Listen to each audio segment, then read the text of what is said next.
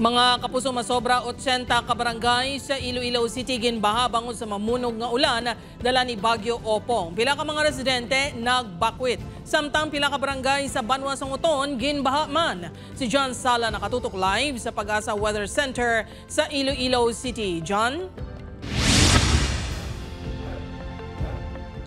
Jerd, bangod sa gintingog nga puwersa sang masgid pabaskog nga habagat kag sa epekto sa gihapon ni Bagyo Opong, nagbubo ang mamunog nga pag-ulan sa bugos nga Western Visayas halin pa kahapon tubtob subong adlaw. Gani ang resulta pagbaha sa pila ka bahin sa Iloilo City kag Banwa Sanguton.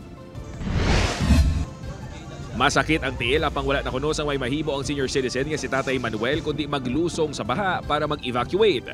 Nagatuhod na kunong tubig sa ilang balay diri sa Project 6 Barangay Sook Arevalo, Iloilo City. Halin pa kahapon ang pagbubo sang ulan sa syudad sang Iloilo, gani ang resulta baha ang halos bugos nga barangay. Gabi nga na preparado na kami. Basta magulan na damol-damol, ay basta gina tubig dio. Sa paglibot sa news team kay sang aga sa syudad sang Iloilo, madamo sa mga dalan ang ginbaha. Sa datos sang Iloilo City Disaster Risk Reduction and Management Office as of 2 p.m., yara na sa 89 ka mga barangay sang ginbaha.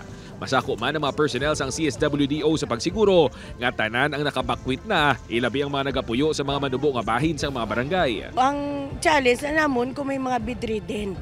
So usually ari di isa nga inamon evacuate ginaano namon nga kung pwede igaan namon priority. 691 ka mga pamilya o 2,529 ka mga individual ang nagsaylo na sa mga evacuation centers. Madalo man ang tubig baha sa pila ka mga barangay sa Banwa Sanguton. Sa Barangay Poblacion North na abtan sa news team ang pila ka mga residente nga nagalusong sa baha. Baha gid nagsulod sa mga panimalay. Kada magi bagyo gani o kun mag-inula namon yamon sitwasyon diyo mani problema namon. Ang ini nga puno sang sarisa sa Barangay Poblacion East ang natumba kag nagtugas ang temporaryo nga sablag sa dalan.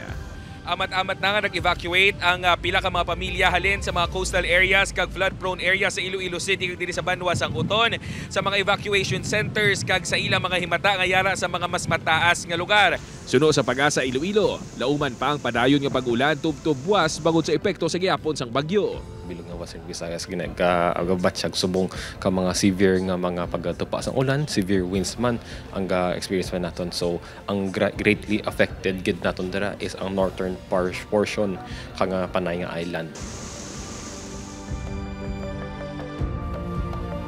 Jert, naka-preposition na sa karon sa warehouse ang Department of Social Welfare and Development 6 ang food and non-food items nga nagabalor sa masobra 117 million pesos nga handa naman ipanagtag sa mga apektado nga pamilya. Jert? Madamong gid nga salamat sa update kapuso, John Sala.